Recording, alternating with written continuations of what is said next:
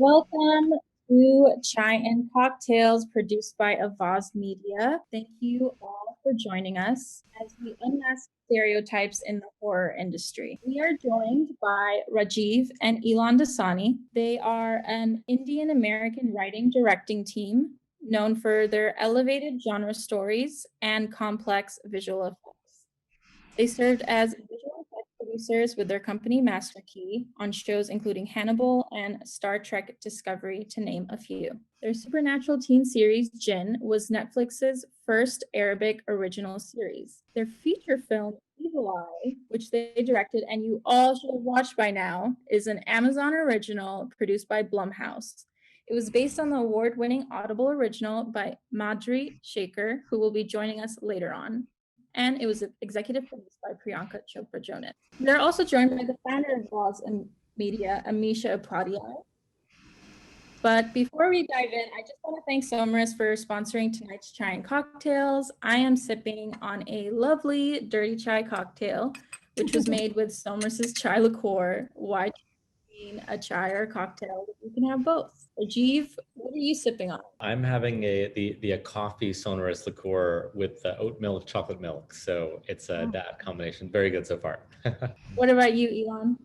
I've got the iced chai latte, so which is, I think it's a cold brew coffee and the chai liqueur, so it's good. Yeah. Amisha, do you have anything you're sipping on?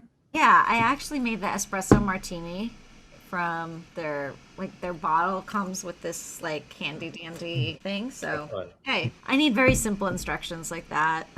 So. Given your extensive backgrounds and varied experiences, could you both talk about your origins in visual effects and then transitioning to directing? Sure, yeah. So we kind of jumping back, coming out of film school, I went to film school at USC, along with kind of in the industry. We essentially started a visual effects company right out of school, and we did work on a bunch of shows, including Knight Rider and Scandal and How to Get Away with Murder, among others. And we'd always been writers and directors. I think what we found is that people were hiring us because of our directorial skills. Basically, we brought that perspective to these projects, and that kind of lent itself to various things, including then doing international shooting with it. And I think all of that kind of culminated in our film Seam.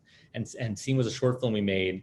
Then that kind of launched, I think, really heavily our writing directing career, because Seam essentially led directly to our series on Netflix, Jinn. And once we finished Jinn, we've been writing and directing other projects as well. But Evil Eye, each kind of came in a line from one to the other. And I think what we found is that on each project, like for Evil Eye, for example, our skills, both as international producers and directors, our skills as VFX artists, as well as our skills as storytellers, writers, and directors, all kind of culminated because we use them all extensively in Evil Eye has quite a few visual effects, even though it doesn't look like it, to make New Orleans look like India, to sell the kind of violent scenes. There's quite a lot there that kind of uses all the skills in tandem. Well, how did Evil Eye? How did you guys get introduced to Evil Eye, and what made you excited about that script? Yes, we were brought that script by Blumhouse last year, and we had heard of the Audible original play that and it was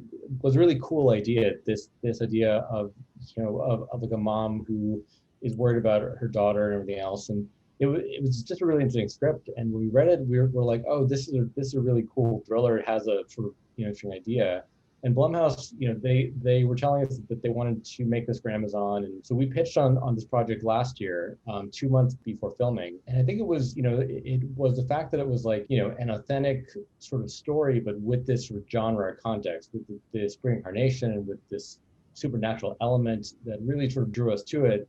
And also that we could explore these sort of more heady topics like domestic abuse and these things, but in this fun thriller context. So that was fun. And also, of course, Blumhouse is so known for these kinds of films that the chance to work with them and to make a movie for them and for Amazon was just really cool. Did you have to do a pitch for them? So we created like a pitch packet, which is both a story pitch in terms of pages, talking about how we would adjust the story versus the Audible play, because the Audible play it's all phone calls. So it's 100% sort of like audio. And so how to make that visual, how to make that cinematic, how to do that. And so that was part of it. How to sell the two different worlds between Polly and Usha, the aesthetics of their world, how to differentiate them, as well as the shooting style. We even made a sort of a pitch trailer. So we made a video trailer to show them kind of tonally how the film would come out. That was kind of, so we did a fairly extensive pitch because we really liked this project. We just wanted to really show them what the potential of the film could be, which is cool. Exactly. Yeah, and having seen it, I think you guys definitely pulled it off because there was like the color saturations, like the way that some of the shots were when they were talking on the phone. Now that I think about it, it was on the phone. There were quite a bit of phone scenes, like now that you mention it. But what's awesome is that it doesn't hit you like while you're watching it, And you're right, like that is a challenge because only now that I look back, I'm like, oh yes, they were communicating for across distance quite a bit. It's interesting because basically, I think part of the kind of like fun of that is that in trying to figure out how do you tell the story visually, what we found is that we introduce a lot more of the kind of flashback and surrealistic sequences to speak to the mother's state of mind, to really speak to not just her past, but also just like what is she feeling, kind of like giving the audience that kind of intense experience. And the other kind of interesting thing about doing phone calls in a visual medium is that unlike a regular conversation, like when you have two people sitting across from each other at like a dinner table talking, they can see each other. So they modulate their performances for the other person. But if you have someone on the phone with another person, and actually it's funny, so Sarita really identified this very early on, who played Usha. She was like, it's public-private. Like I can be saying one thing to my daughter, but my face is saying an entirely different thing. And so it's almost like she could act subtext for the audience, which we found to be an amazingly interesting tool to kind of deploy at different times. It was really great. And speaking of Sarita Chowdhury, how did she come about the project? Had she already been attached, or did you? Yeah, no, she hadn't actually. Oh, sorry. So like, during the casting process, I mean, honestly, she was our first choice by far. I mean, she's a legendary actress. We've been a fan of hers for a long time. And what we knew is that like, so there have been a lot of films that have this Indian mom character, the kind of overbearing mom who wants a daughter to get married. We've seen it before in a bunch of movies. And I think what we loved about the script was that it was taking a character who's often one note, and then she has all these dimensions, like discovering she has this past filled with violence, sexuality, and kind of complexity. And I think Sarita, what's wonderful about her is her filmography has that past, from Perfect Murder to Missy Masala to Kama Sutra.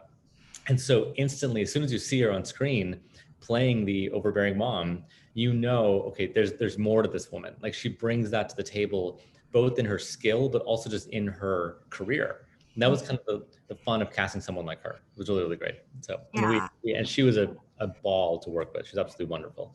So, well, and the chemistry between husband and wife was amazing. Did you do chemistry reads, or was that also just separate? Yeah, I mean, we didn't really have time to do the chemistry reads because the casting schedule was just a few weeks. But Sarita and Bernard White, they had worked together in a play about 9 years ago. And so she was saying that they already had sort of chemistry. And, given as well with the caliber of those actors, we didn't really worry too much about it because I think that we were pretty sure that they could pull it off. Bernard he played the father in the original audio play. We felt like we could figure it out. And I think that the bigger thing that we were thinking about was the chemistry between mother and daughter. I think between Sunita Mani and Sarita in terms of because they're the ones who have the deepest interactions. And so when casting Sunita, we were really trying to look for somebody who could kind of hold her own against Sarita, somebody with both talent, but also having a sort of layered sort of personal backstory as well. Also, I'll mention, I think part of Sunita's casting that was wonderful is that Sunita has this comedic background. And we actually found that was something we really wanted. Like we love Sunita from our other work. And she did exactly what we wanted, which was bring a bit of sarcasm, a bit of levity, even to the more dramatic scenes. Because it's like, honestly, often very dense, dark scenes can feel like weighing down the whole movie. So having someone who can kind of like bring the levity to it, because the mom is very serious in those scenes. So having her be a little bit sarcastic really helped. And I'll also mention that part of the challenge of the film, a big challenge, was that their scenes were not performed simultaneously. So while Sarita is on the phone, an actress named Tosh Halder performed the role of Pallavi. And while Sunita was on the phone, Tosh also did the mom part. Now, Tosh was wonderful, but it meant that we were doing these two scenes, like one scene twice, like weeks apart often. So we had to have faith that it would actually work. Like we actually didn't even know if their interaction would really work until the edit room. And it was almost like a leap of faith, basically. Yeah, so actually speaking of Sunita Mani, who played Pallavi in the film, was quoted as saying the production process was super empowering. I feel like there was a sense of peace on set. Like I could be myself in a way that I was not used to experiencing. So one question I was wondering is how do you go about creating an environment like that?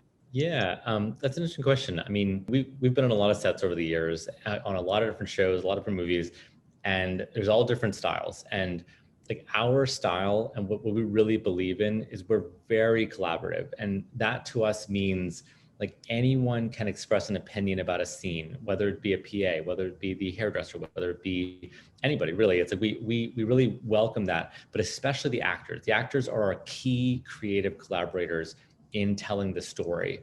And we really told them early on, like any line you feel like isn't working or something, if you have an idea about something, please tell us, please shape it to be you. And also given that it was such a specifically cultural story to their own experiences, we wanted them to kind of bring that to the table. And it was really great. Like we would always do like reads of the scene like the day before and just go over it and make sure, like, see what worked, what didn't. And I think, Sunita told us straight up, like she had never been on a set that was that open to actors responsive. Like she's been on open sets before, but not as much as we allowed. And we really loved that process. It was great. I mean, there's also a part of it to that where, like on different sets, the attitude of the whole set flows down usually from the director, in terms of if you're a negative director and you have this like bad attitude and you insult people and you shout a lot, that's gonna lead to the grips doing that, to the gaffers doing that, to the PAs. It's like, and everyone's gonna just hate being there. They won't want to be there, and they'll be like,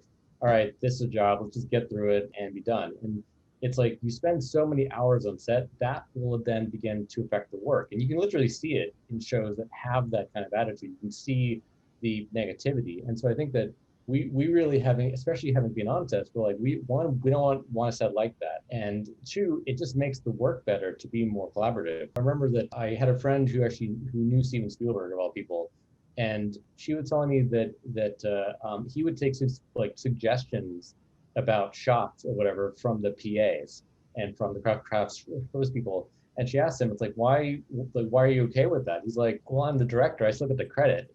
So, which I thought was a clever response from Mr. Spielberg. So I'll add one last thing, which is just that I think one thing too is that that said, it is our responsibility to kind of guide the ship from a visionary standpoint. And so there were times when the actors would have ideas that we didn't necessarily think were the right way to go.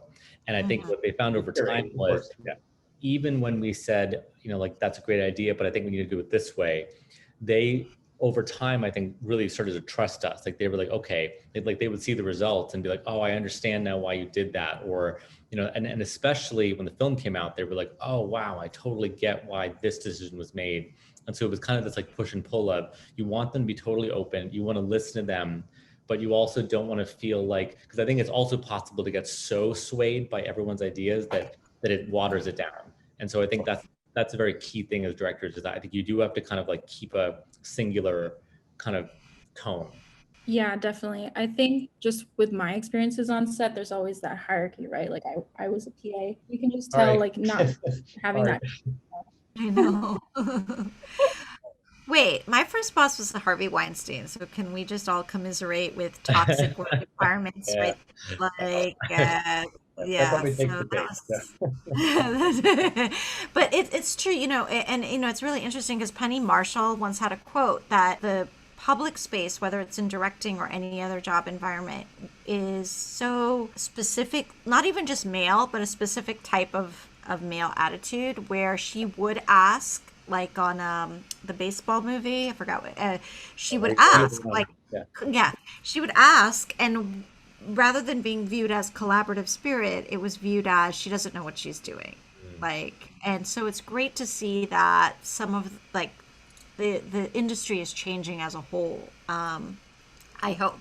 Yeah. But then again, it could probably vary. Funny. Because I did read an article that even on Jin, your other movie, I read that you had a lot of involvement from the teenagers, I believe. Well, Jin was an interesting example. I mean, in general, this has been a debate sort of all throughout. I'll start by saying that, like, part of it is that you like different departments have different kind of things. Like the grips tend to mostly be big, rough dudes, and there are women there, of course, but it's just like they kind of make off-color jokes all the time, and gaffers are like that. So, like male or female, you kind of have to mix it up with them a little bit, no matter what. Which I think is maybe, and sort of that's okay, like we ask or not. And with Jin, Jin was interesting because that was in the Arab world, and it was really important to us that was an authentic experience to an Arab teen.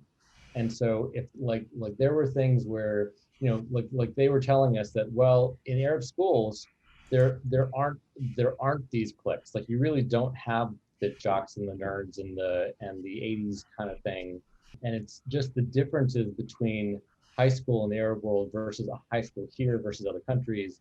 And so to get and even to get things like what their slang is, because we are not Arab teens, we don't even speak Arabic. So to make sure that the reactions are authentic, because what we found in general is that the more authentic any given project is, and the more specific it is to a given cultural context or given detail, the more it'll appeal to the general audience. Because we don't want to see the same thing over and over again. We want to see something that we haven't seen before, which on Jin was a really good opportunity to do exactly that. And that was Netflix's first Arabic film. Is that correct? It's Netflix's first. It's their first Arabic original series.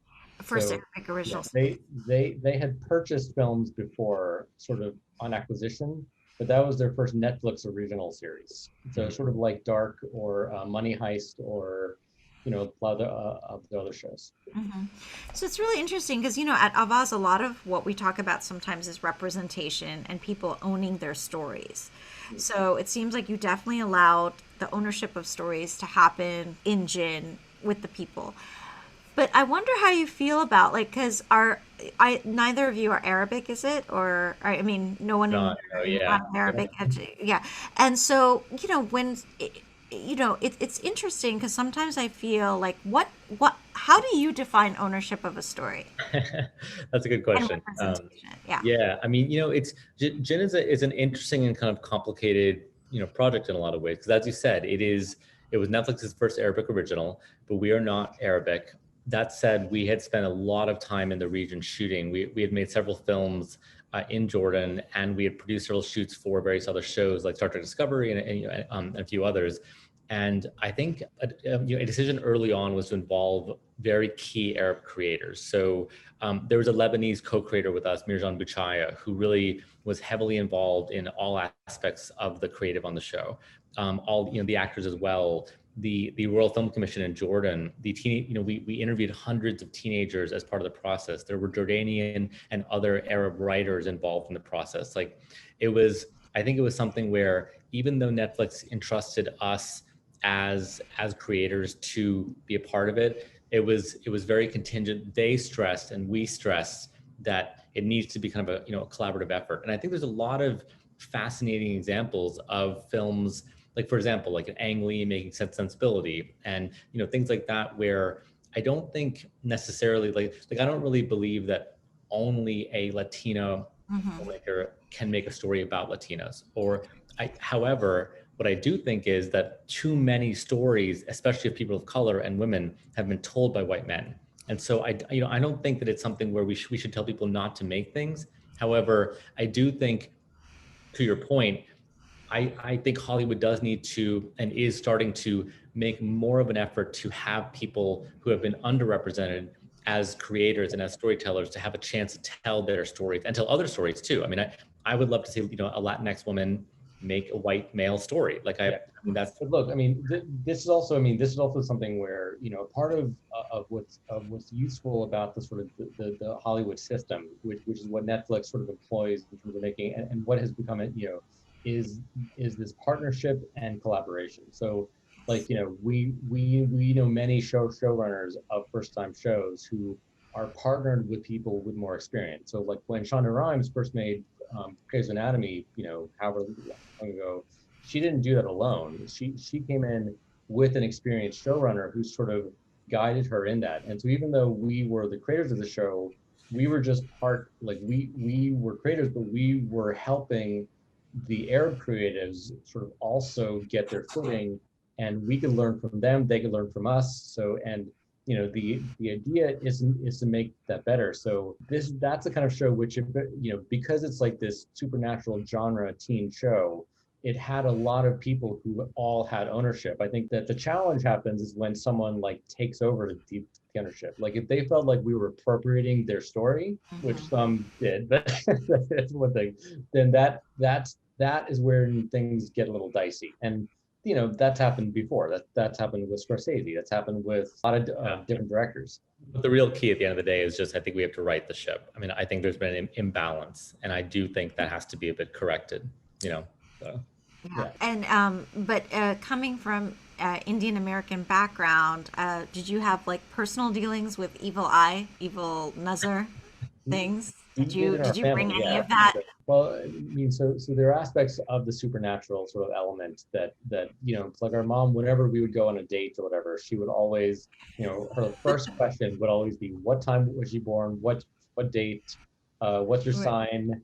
Because I got to look up her chart. You know, she's like, don't go to date next week because it's really bad for that kind of thing. Don't invest in anything. You know, she was into horoscopes and still is. You know, and so that was a big part of it. So those scenes in Evil Eye, we are straight out of our experience for sure. And our mom, like, she's very into horoscopes, and also I think the idea of reincarnation was always kind of drilled into us. And I think, you know, what I like about the concept of reincarnation, and why, I mean, and this is just me personally, why I prefer it in a weird kind of way to the sort of, you know, heaven or hell dynamic, is I like this idea that like you can learn from your mistakes each time. And I like the idea that it works the reverse as well. And I think actually like something I, you know, on a kind of a deeper level about the movie is that, like, for us, the core of the movie is how reincarnation is a metaphor for the cycle of violence and the way that women often return to their abusers and the way that abuse sometimes comes back around, and like how that happens. And I think using a supernatural idea from Hinduism of your past demons coming back to haunt you in a very real social context, that's the core of the film. And I think it's so cool to use this Indian context that we grew up with in a way, like I had never seen that connection made before. And I think Madhuri, to her credit, like really that's an amazing connection to have made. That's really well put. Really well put. Because yeah, that's how I approach horror. I think I love horror, and the best horror is psychological. It's primal. It's at its best. Oh, for sure. Absolutely. You're absolutely right. Well, it's something where, you know, I think that like Jordan, like one of the seminal horror films of the past, you know, few years was Get Out. And like Jordan Peele, and a lot of when he talked about how he approaches horror, which is very cool, is he starts off with what scares him. Like, you know, that's the, from all of his stuff, he's like, what scares him? And in Get Out, he's like, I'm a black man going into a white neighborhood. That's frightening. How do I take that and make it into a horror film? How do I, his idea of making Guess Who's Coming to Dinner into a horror film was clever. It tapped into his own deep fear. And but so I also think, go on. I'm just saying that's something where, you know, that I think is also where Madhuri, I mean, when she's on, like Madhuri was telling us, that's where Evil Eye came from. It came from her as a mother and her as a daughter thinking, what if my mom was in trouble? What if I was in trouble? How terrifying would it be if I was powerless and they were being, you know, manipulated? And so that's also part of we could feel in reading that script that this was a personal, deep fear of hers. And that's what made the movie, that's where the power of the film comes from. Yeah, but I'll also say too that I mean, like, part of that's the distance, and I think that's why the phone call is so effective, because there's something about someone in danger who's too far away to help them, which I think is very. And I think to Elan's point about kind of the like, like primal versus universal, is that I think especially using something like cultural horror, with something like this, I think tapping into a specific primal fear having to do with like being an Indian American, but then having it speak to a universal idea of a loved one in danger. Like the best horror does both, which is I think it's rare to find something that really does both very well, is so specific and speaks to everyone. And that's when the best horror works. And it's hard to do. It's hard to find something that does both. So, yeah. Speaking of Evil Eye, I really wanted to talk about the penultimate scene. It was so intense that I was wrapped around my pillow. I probably didn't blink for the last 30 minutes of the movie. Oh, good. Okay, fun. Without giving too much away, could you guys give advice or tips on how to create tension and how to build suspense? Yeah, I mean, that's an interesting question. I think, one of the keys of that scene was that I think starting from without giving anything away, starting from the moment when they come in the door, a real key to that scene is that you have two characters who know exactly what's happening and you have one character who doesn't. And so I think a real key to the building tension of that scene is that it's building because you just know something's going to happen. But the more normal Pallavi acts, like the more you're like, something's going to happen, and then a minute passes and nothing happened, and you just know something's going to happen. And I think you can build and build almost to the point where you're like, well, maybe nothing's going to happen, and that's when the knife gets pulled out. That's when the violence, like you want to like shock, like really grab people with it. And then, but once you open the floodgate, I think then you want to pay off, because one thing I think people hate is when something doesn't pay off. So if you're building to something, make sure that the payoff is like, well, and wild. It's funny. I mean, this is actually, I mean, in terms of something that's informative, this is a lesson I think that like I see a lot of short films and you see a lot of movies where they're trying to build tension, and they're trying to build tension with mystery. And I remember that Hitchcock once in an interview was talking about like master of suspense. He's like, I make suspense film, I don't make mysteries. And someone asked him, what the hell does that mean? And he's like, well, it's like, if you see a car driving down the road and you have tense music, that's not tension. That's just, you don't know what's happening. If you see a guy plant something under a car, and then you see a couple get in the car and they're driving down the road, now you're in tension, because you're like, wait a minute, what was that thing? Was that a bomb? Like what's going to happen? He's like, if you withhold too much information, then it's just not that tense, because you don't know what the stakes are. But so by revealing some of the information, that's where the tension comes from. And it's just something where I just see a lot of, especially young film students, make this mistake where they mistake mystery for tension, and they're not the same thing. So that's interesting. Yeah, so I believe that Madhuri is on. Is that correct? Madhuri? Yeah. Mm-hmm. Hi, Madhuri. Right. Hi. Welcome. Hi. I wanted to hide until I didn't disrupt. Yeah, I just wanted to do a quick Hi, Bhavan. Sorry, I saw Bhavani in the chat. All right, so everyone, we are now joined by Madhuri Shekar, who is a playwright and screenwriter. She is the 2020 recipient of the Lanford Wilson Award for Playwriting. Her plays include Evil Eye, In Love and Warcraft, A Nice Indian Boy, Queen, House of Joy, and Daba on Devon Avenue. Her play Evil Eye won the 2020 Audio Award for Original Work, and she wrote the film adaptation. Can I just say I got that Audible original when it first came out, because it popped up in my Audible recommendations. So when I saw the movie, I was like, wait a minute, this sounds vaguely familiar. And then I was like, what? It's the same one. I loved it. I love the Audible.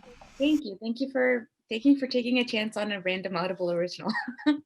Yeah, we're all about taking chances with things. Yeah, and it was great. It was great. So congratulations on its success. Yeah, so what, we were just talking about Evil Eye, and what inspired that story? So many things. I think I wanted to play with genre and format. So that was kind of one inspiration, that I had not tried to write a suspense story before, and I had not written an audio play before. So Audible commissioned me to write a play for their platform. So given that challenge, I thought, okay, let's try and do something new. You know, I had not really seen a scary play on stage, but let's try and do a scary play for like the ears. And the story itself, you know, it just comes from a very personal place. The relationship between the mom and the daughter is very similar to my relationship with my mom. The first scene happened, the second scene happened to me. So that's always an easy place to start. If you don't know how to start something, you're like, okay, well, what happened to me? Let's start there. And the twist really, you know, the idea of reincarnation is very interesting and can be a horror trope if used in a certain way. A lot of times in Bollywood, it's used in a heroic sort of way, like the hero gets killed and then comes back to avenge the villain. And I thought, well, what if the villain comes back, you know? Yeah, and the theme of like domestic abuse and trauma, and I feel like it's just very, it hovers in the air if you're a woman. Yeah. Whether you've directly experienced it, it's always in the air, right? So yeah, I didn't have to go very far for that. Actually, you know, we were talking just before you came on about what makes scary, what makes tension, suspense, and of course, for a writer and director can mean different things. But one of the scariest things is often not the monster or the overtly scary things. It was when the line where he says, "I know what's good for you." I think that was the line, or something like that. "I know what's good for you." And I had actually volunteered for Saki, for South Asian women in New York, for domestic violence advocacy. It was just so chilling. It was more chilling than any other part of the movie because it's so real, and what we were talking about earlier, the primal, like what actually makes something so scary for people, and tying into that. So did you do a lot of research into domestic abuse, or because I felt like that part of it was so accurate? I did. It's one of those things that's always kind of fascinated me, almost out of self-preservation. I've had a morbid interest in that. I did a lot of research. I would say like the book that I keep coming back to that I think is so interesting is called Why Does He Do That? And it's kind of like referenced a lot as sort of like, if you know somebody who's in a bad situation, like give them this book. And it's a very well written, very accessible book that is all about how abusers work, and it's very refreshing because a lot of times the narrative or the framework is centered on the victims, right? Whether from a positive or negative way, like even if we're not victim blaming in any way, so much of the discourse is around how do we help victims, how do we help survivors, whereas this book is all about, look, all abusers are the same. So it's actually very easy to spot them, and it's very easy to know how to deal with them. They're all the same, and it was like so eye-opening. So that's a book that really blew my mind. Yeah, and I happened to be working on another play at the same time, which also had themes of domestic violence, just like it was random. But for that play, I wound up interviewing different experts as well. So that also informed Evil Eye. I'll mention too, we also, just because I think it was worth doing, like, and the actors wanted to speak to someone as well, we had a social worker in New Orleans who works with domestic abuse survivors and human trafficking survivors who kind of just helped, but it was interesting because she really identified with the manipulation tactics of Sandeep in the film and how it was so much more psychological than physical in many ways. The kind of financial isolation, the social isolation. And yes, which honestly was a lot of education for us too. I didn't really know that much about some of these tactics until we read them, and it was quite in both play and in practice. Oh my God, it was so funny because I was saying I was on the watch party, and it reminded me one time I saw, so I'm from New York and Jersey, and I remember I saw a movie at like Times Square, and sometimes the the locale in which you watch a movie, it's like, just like in India, if you sit in the penny section or whatever you call it, I don't know what the literal English translation is, but everyone has comments. So anyone who knows what the abuser was doing, you're like, no girl, don't take those earrings. Don't give up your job. Don't do it. Yeah, it's because when you know the pattern, but when you're in it, it's actually very hard to spot. That was really well done. I wanted to make one comment just on something. It was interesting with the audio play versus the film, because a comment we've gotten a lot is that a lot of people read or heard the audio play not knowing what exactly it was. And so the way it was kind of built to be almost like lull you into thinking it's a drama, and almost like a rom-com in some ways before turning into a thriller, versus the film, which was advertised very heavily as like a Blumhouse thriller with violence and blood and that kind of thing. So it's interesting because we had a lot of actors in that sense. It kind of changed a bit the context of it was just interesting observing that from the audience. our audience, I think, were more ready for the blood, so to speak. Yeah, we do wish everyone could see a film like this without seeing the trailers and having no information. But in the modern world, that's completely impossible. So just was interesting observing the difference in the two, having heard both, So Madhuri, what was some of the challenges in adaptation? I think it's always challenging adapting anything, but I think especially your own work, because you tend to be so attached to it and you know why you made every single choice. So then to unravel all those choices, it feels overwhelming sometimes. So I definitely went through that phase, but how I got around it and how I got through it was just getting very excited about getting to do everything that I couldn't do in the audio play, because the audio play, I very deliberately set myself like extreme limitations. The only thing you could hear would be phone calls. So there was just a lot of stuff that I had to like stretch to get into a phone call. And a lot of scenes that you don't actually see, you just hear characters talk about something that happened. The movie just allowed me to write those scenes, and we get to see Sandeep and Pallavi meet, and we get to see them fall in love, and we get to see them have sexy banter. We get to see Usha and Krishnan and their intimacy together in their space, which was so special and so like nothing I've ever seen before, There's just so much we could do. And so once I realized that very obvious thing, it became really exciting. I don't know. I mean, I that's not a very specific answer, but that was kind of how I felt. No, is this your first teleplay or? Yes, my first feature film. I've written a couple of scripts for TV. Is that on Joss's thing, or is that not something? Okay, yeah. Yeah, it's for the Nevers, the new Joss Whedon show, which should hopefully come out next year if the pandemic allows. That's cool. Whenever it comes out, yeah. If the world, I know, either a zombie apocalypse or we'll all continue on. So one or the other. Yeah, I was just going to ask Madhuri, Evil Eye, it does a great job of taking stereotypes and putting them on their head. For example, the topic of arranged marriage, it was refreshing to see it portrayed as like this independent individual wanting to carve out her own life. So do you have advice for people of color who want to share their cultural experiences but don't want to veer on the path of stereotypical? I think anything is a stereotype if it is presented as fact without curiosity or interrogation. I think if you take anything that you consider a stereotype and you sit with it long enough and you take it apart and you look at it in incredible detail, if you look at those characters with a lot of empathy and curiosity, then it's no longer a stereotype. A stereotype is the flattening of something. It is the erasure of something, right?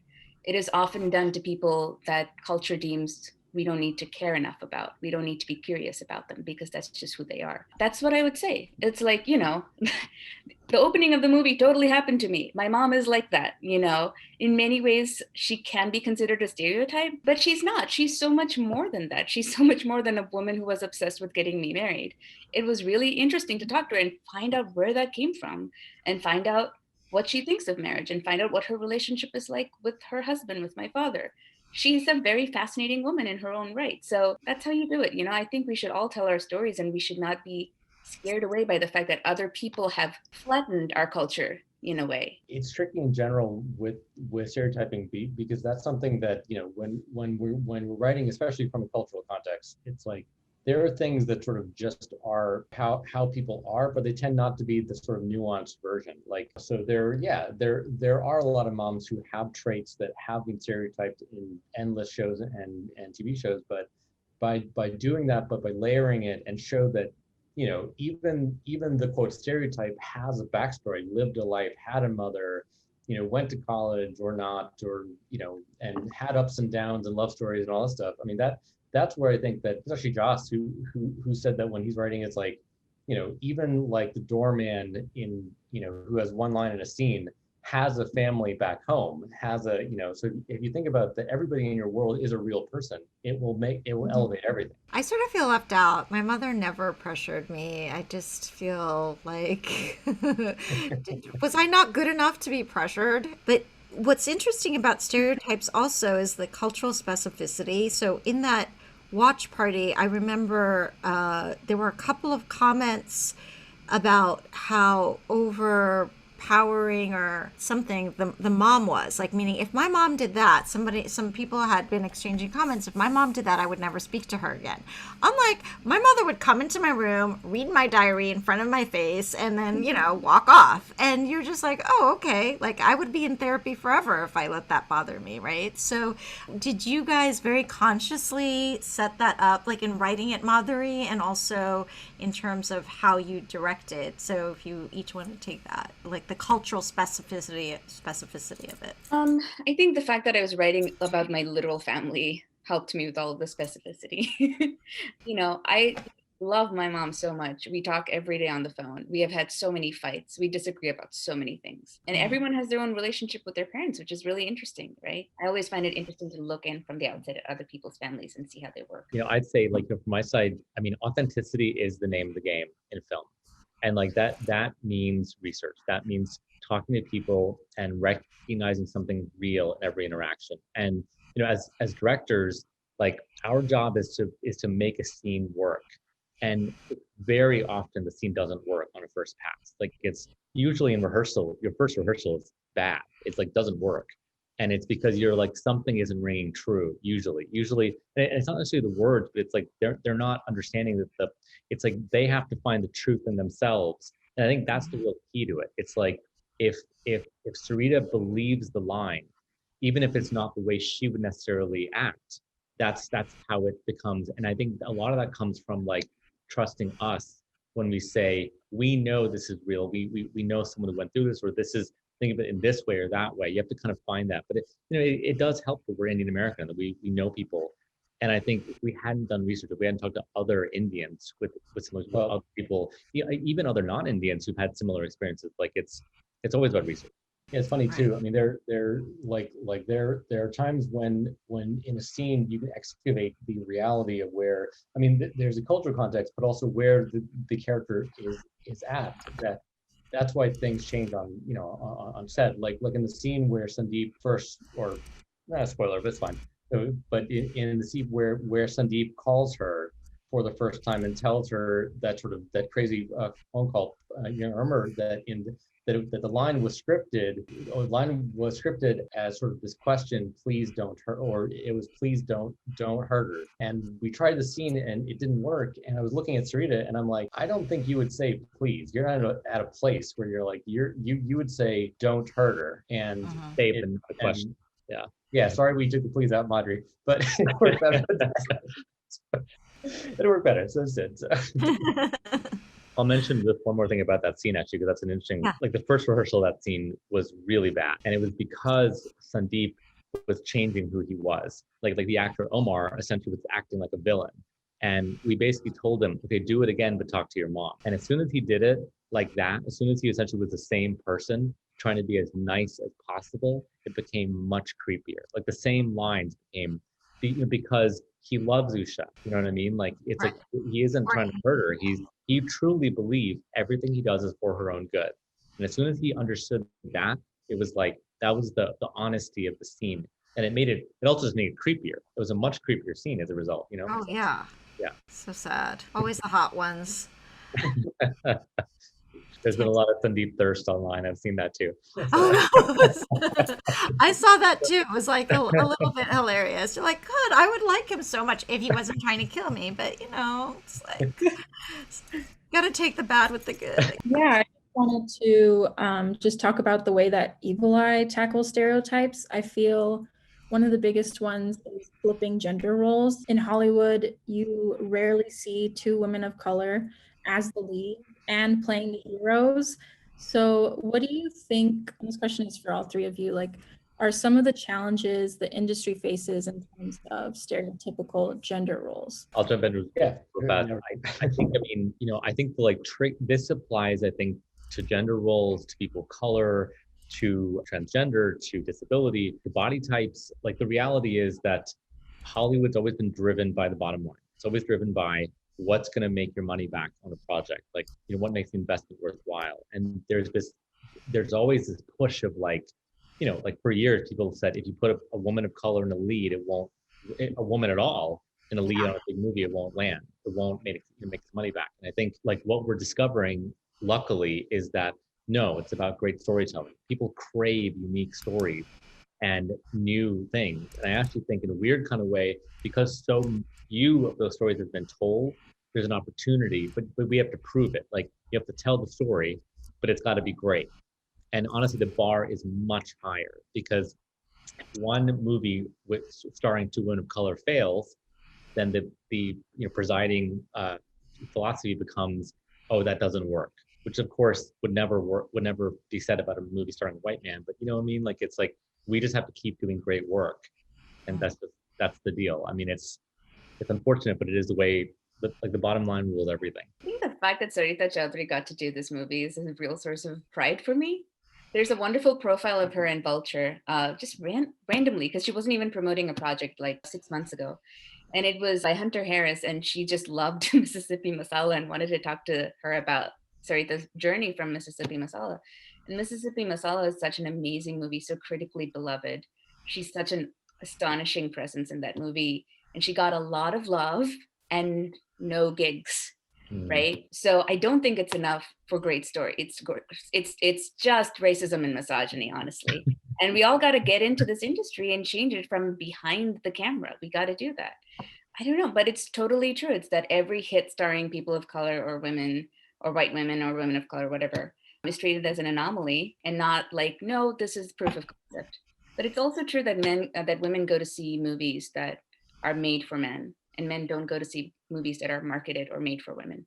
Right. So, there's something that men can do there too, to just like, the scales a little, diversify your consumption. Yeah. What's also hard is that sort of there is an element to which sort of human nature is driving all of this. So like in Hollywood, the number, like executive once told me that the best thing that they can do to keep their job is to not make anything. That is the best way to keep your job. Because then nothing can fail. And so to get anything made is really hard. And so there's a risk aversion that you're combating all the time. If you make like another Mission Impossible movie with Tom Cruise, you know that has a better chance than anything, just because of like past history. So that's one side of it that we're sort of fighting against constantly. And the only way to fight that, it has gotten easier, is that as technology has allowed the democratization of sort of making films and sort of getting things out there, and there's more avenues, it means that if you make quality work, if you make, like there's an ability to make work that can break out that wouldn't have been made before. And you don't have to spend as much money. You can get talent out there. You can target people. I think targeted advertising has become a real key. I mean, Madhuri's right. I mean, misogyny and sexism and racism is still very present, and that's why it's hard. But I do think the Amazons of the world, the Netflix of the world, is things are being made that would not have been made. I do not believe I Made a Story would have been made 10 years ago. I do not believe Fleabag would have been made 10 years ago. Like, I'll say though, but we're at a different age. Also, Mommy, I don't also, like on this movie specifically, like Priyanka in an interview, Priyanka Chopra in an interview last week or 2 weeks ago, she was talking about how she wants more projects with sort of South Asian women as leads. That is her. She's like, I didn't have enough roles that were coming up. Now she has some power. She's using her power. People with power using their power to promote this agenda is very important. And if they can keep doing that, that's great. And like kudos to her for, without her, this wouldn't have happened. Yeah. Can I mention one last thing, which is a project was announced today that I think is what we should all be doing. Ava DuVernay is producing a project that is starring Native American leads. And I think the thing is, that is how to do it. Like, she has a platform for one culture and she's using it to bring up another underrepresented culture. Like, it's like, I think that's what you do. Like rise the boats using your power, whatever you have. And I'm very in awe of that. That's, that's great. That her lead is Leo DiCaprio, right? That's what she's doing. So, okay. But can I just say, a plug here is like, that's actually the entire mission of Avaaz Media, is to be a platform for Brown Geeks. So we focus on sci-fi, fantasy, and horror, and we are empowering content creators and also localized ones.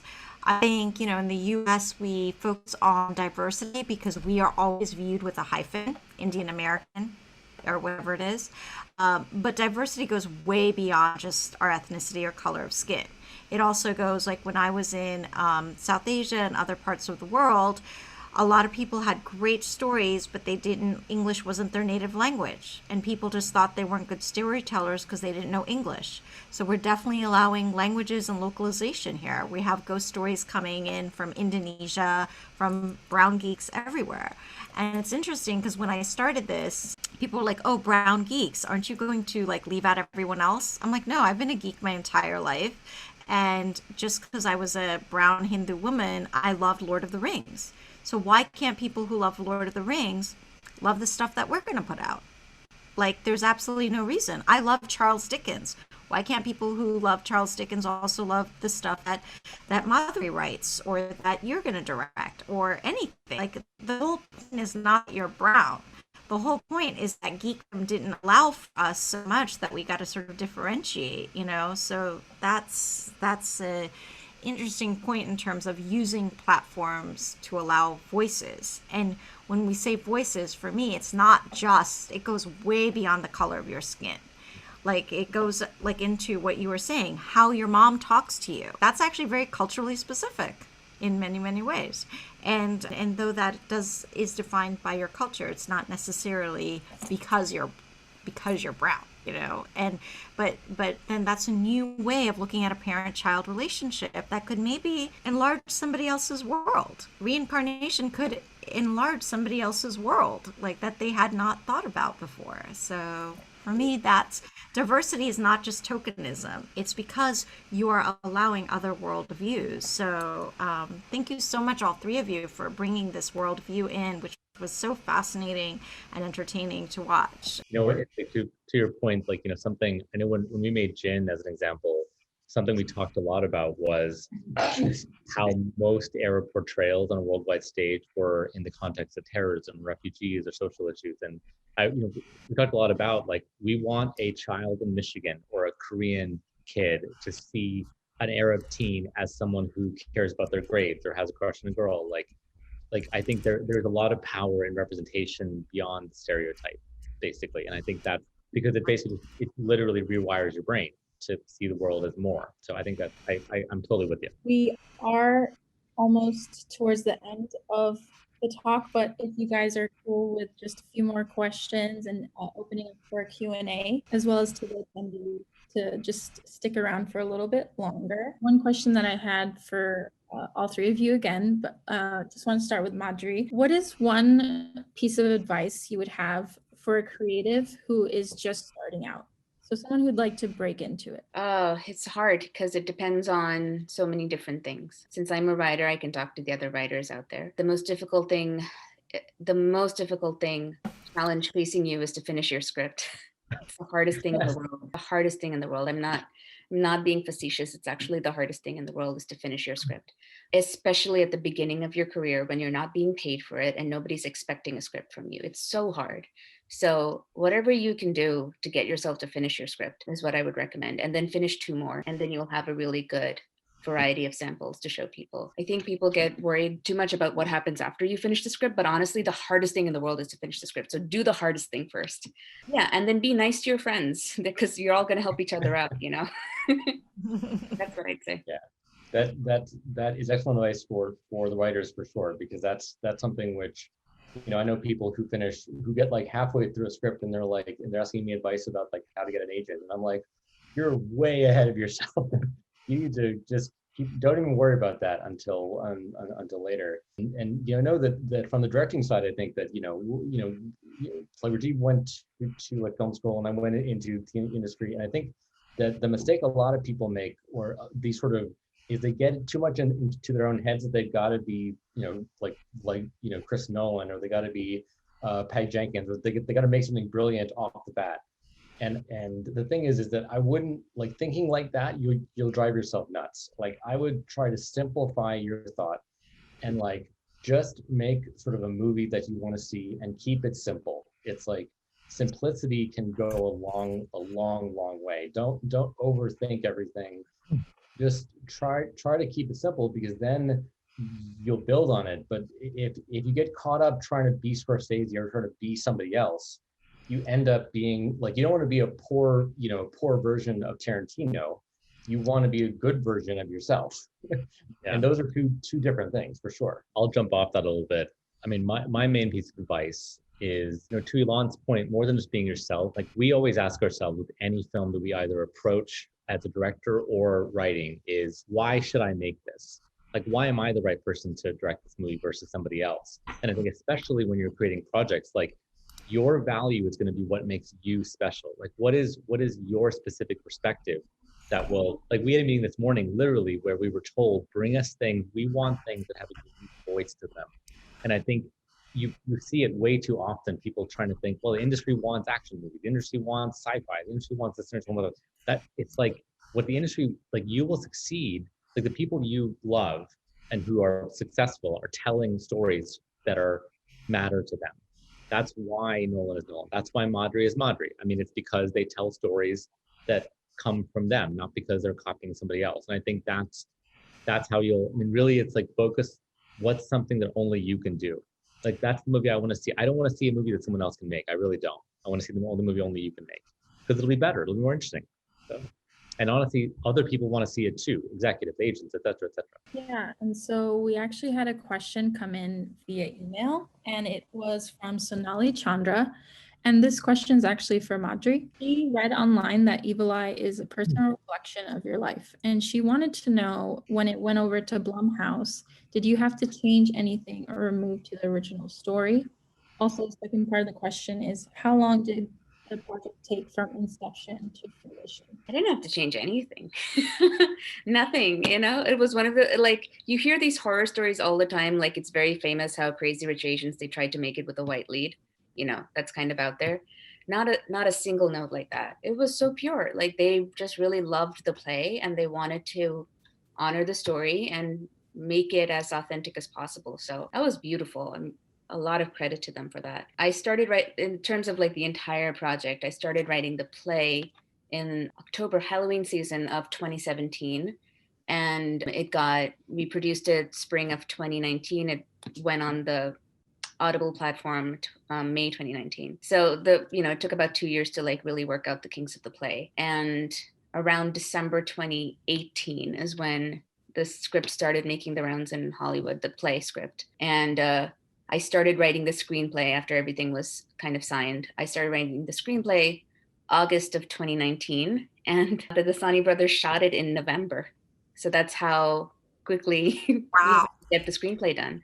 Yeah, so that was the timeline. And we didn't have any other questions from the audience, so I'm actually just going to go to a question I had. So I know, Madhuri, I've seen in other interviews that you don't really gravitate towards horror, but I just wanted to know, what is your favorite horror movie? I'm going to be so basic here, or like obvious, but it's Get Out. It's the horror movie that I've seen the most. I just think it's one of those like perfect movies. It's just perfect.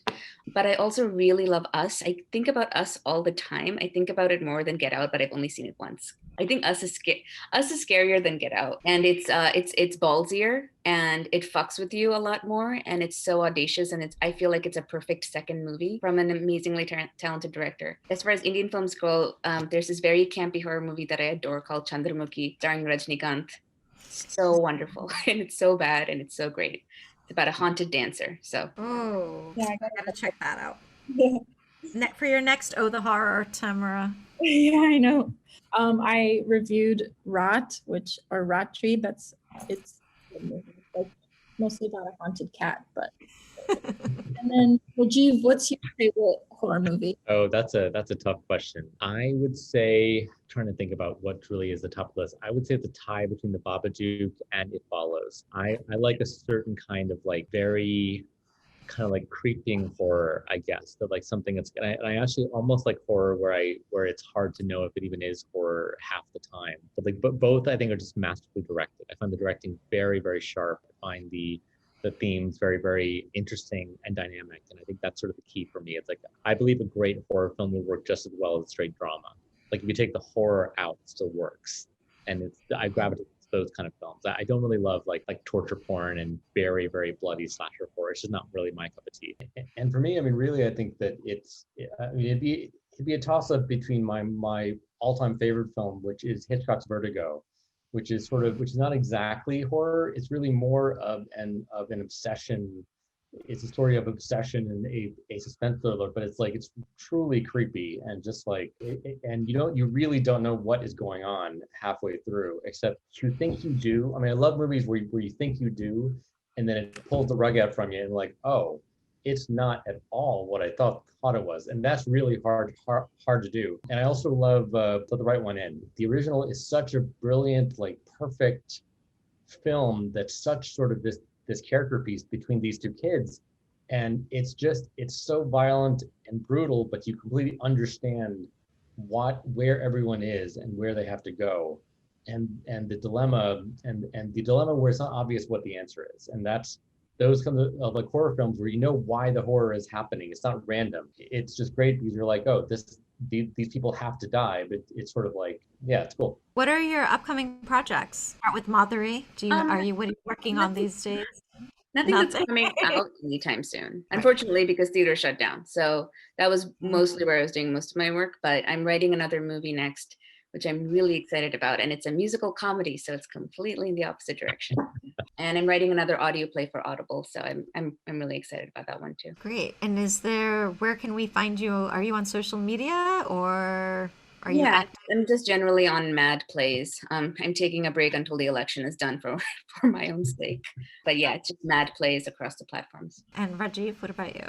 Yeah, so Elan and I work together on basically everything. So we have a couple things. Elan can speak something as well, but we have a TV series, supernatural kind of horror TV series set in India actually that we're developing. That will be kind of like we're hoping will be going early next year. And we have another kind of like action supernatural that's set in America. That's both TV series, and then we have a creature feature kind of like sci-fi that we're kind of working on setting up as well.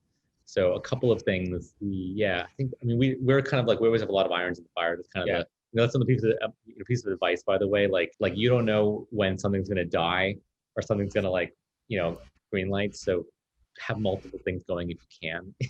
So don't get too attached to anything in particular. And as Madhuri said, care deeply about one script, like finish it, then go write something else, because like one script won't do anything. It's like you got to have multiple sort of pieces.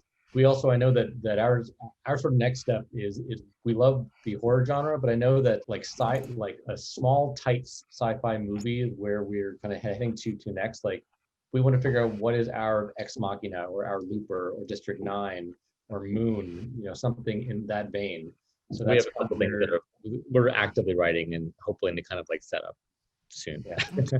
Have some ideas, but it'll take a while until that actually is made. So COVID's affected a lot of development in Hollywood, honestly. So it's been complicated. Well, best of luck to everybody. We actually had 2 questions come in just from the audience. So one of them is from Srijit Nair, and he is asking for any South Asians who want to start exploring how to write science fiction, fantasy, or horror, but don't know where to start.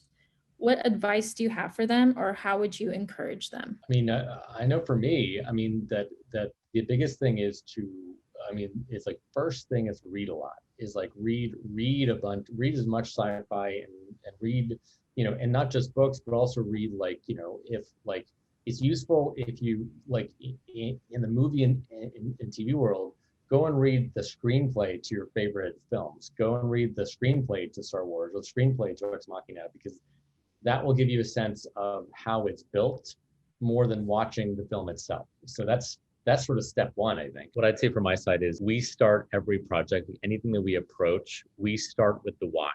So we start with what's the point of this? And I actually think sci-fi and fantasy is no different than drama or comedy. Like ultimately it's what's at the core of it. What is it? So I think, I would say find yourself something you care about commenting on in the world. Like then you search for the premise, so to speak, the like sci-fi concept or the fantasy, supernatural, whatever it is. But it's like, I'm not sure exactly how Madhuri came up with Evil Eye, but Evil Eye ultimately has this denser thing of domestic abuse and trauma. And I would imagine like that's more important than the premise, and that's true, I think, of all genre. So find what you care about and then search for the concept. Well, say. Let me also add that if I know that when you're starting out, it's like hard to figure out, okay, how do you even come up with an idea? What is an act break? How it's sort of overwhelming. So I would say that the next thing is that there's tons of resources out there to keep it kind of tight. Like you can find, like, there are tons of articles on how to write a short film. There are tons of articles on how to approach filmmaking. And also find those filmmakers that you love.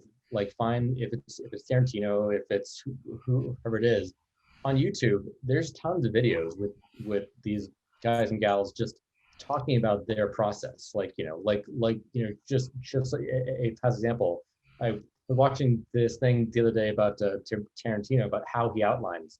He outlines like nobody else I've ever heard of, which is that he basically writes an outline to the midpoint, stops, starts writing the movie, because he doesn't know what's going to happen past that point. And he's like, until I've written until the midpoint, I don't want to know what's going to happen. And I was like, what a cool, weird, I want to try that someday. And it's like, that's cool. There's tons of resources out there to figure out how the stuff you love is made. If you do your homework, yeah, good. Fun. That just blows my mind. Part of me thinks that the Tarantino methodology is a surefire method to madness, right? Like you're just gonna write half a movie and then you're gonna go crazy because you didn't think about the ending. But then I know why he's doing it. It's because he wants to start writing. And if he waits until he figures out the ending, he's never going to start writing. So that's how it works for him. And he said that he doesn't want to know what happens at the end. Yeah. And by him not knowing, the audience won't either. That's his philosophy. And I'm like, yeah. I mean, it's awesome that it works for him, right?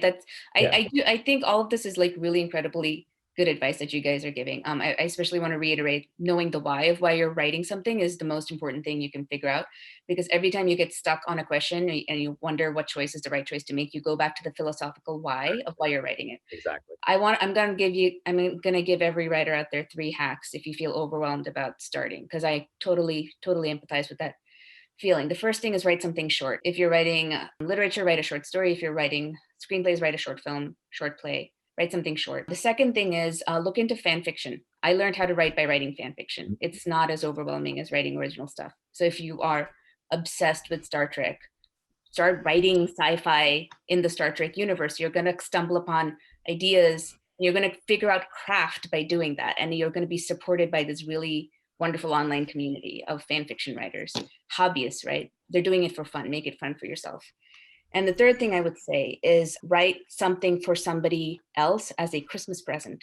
My husband and I do this to each other all the time. So I've challenged my husband to, his Christmas present to me this year is he needs to write a comic book that is just made up of pictures of our baby. So he has to write an adventure comic book using pictures of our baby as the and a few years ago I asked him to write me Hamilton fan fiction for Christmas. So that's how. Write something for somebody, tell them that you're going to give them a sci-fi screenplay as a Christmas present and do it. Wow, that's amazing. Because then you have to.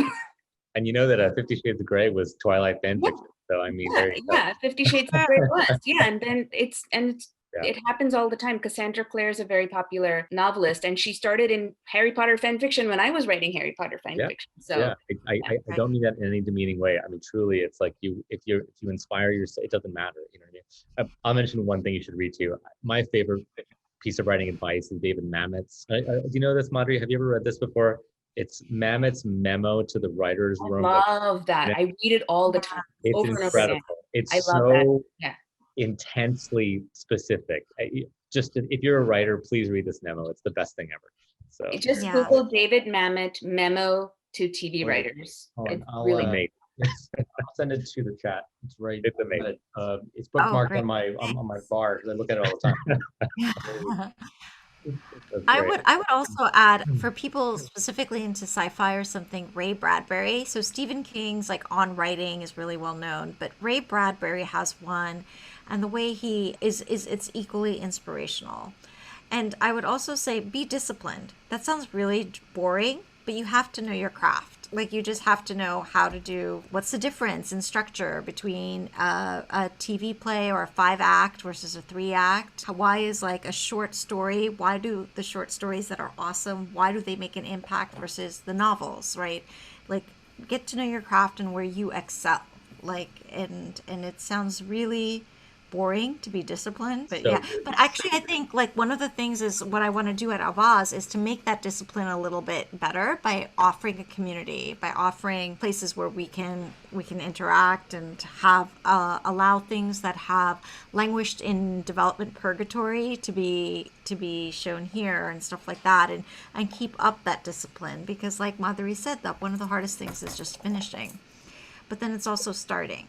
Yeah, can I mention too, like to your point, one other thing is this helps having a brother, by the way, which is take criticism. I mean, like the whole thing about craft is, you're right.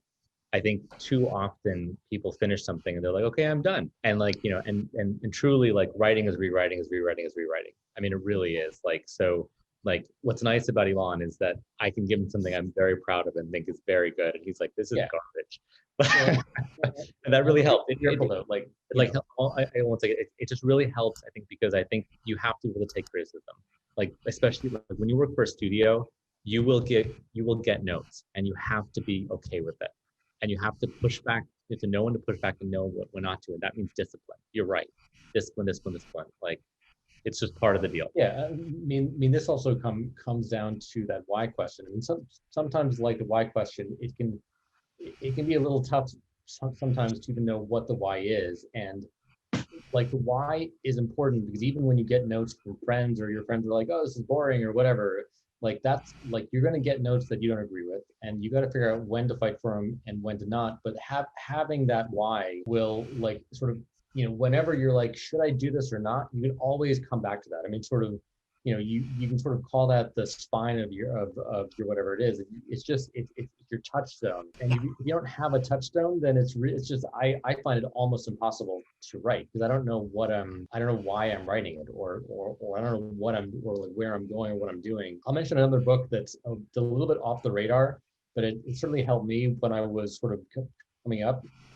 It's called Into the Woods, and it's a book by the former head of television at the BBC in London. And Into the Woods by John, I forget his last name, but it's just a really, it's not just a screenwriting book, but it's also a book about why stories are told in acts. Why is it that we have this structure? What is structure, and what's the point? And I loved it because I actually had never read somebody who actually talked about what is the point of all of this. It's something where it's just really interesting. Yeah, that's it, by John York. Yeah, that's it. I love that book. And so anyone who's sort of looking for just a really interesting read on story, highly recommended. Great. I haven't read that one. That's interesting. Wow, we went way over. Thank you so much. It was so interesting. Tam, did you have any last? Yes, this was a great conversation, and thank you so much for your time. And I just wanted to do a quick outro. Just be sure to follow us on Twitter, Instagram, and Facebook to keep up with all things Brown Geek. Our horror pack podcast, We Don't Belong Here, comes out on Tuesday.